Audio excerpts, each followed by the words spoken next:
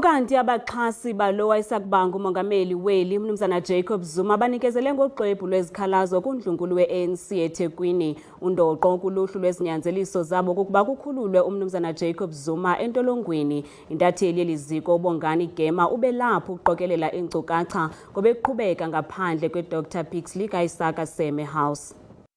Ngaphandle weDr Isaka Seme House okuyihhovisi ke leANC la esifundazweni kwaZulu Natal lapho khona ke ade khona ke iqulu lamalunga eANC eletheke incwadi memorandum bethi bafuna ukuthi iANC esifundazweni iqinisekise ukukhishwa ejele kukwaloyo wayemongameli uJacob Zuma.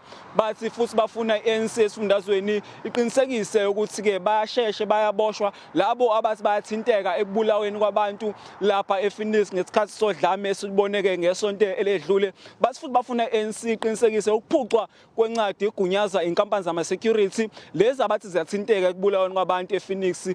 Uphumileke oyilunga lesigungu esiphezulu lapha esifundazweni ukwazi imshengu seANC wazothatha ke incwadi leyo memorandum abebelethile wabaqinisekisa ukuthi iANC isizohlala phansi ke ilibuke le memorandum yabo mase ibuyela kubona ke nalokho abazobe sebevumelane ngakho. Sibonge.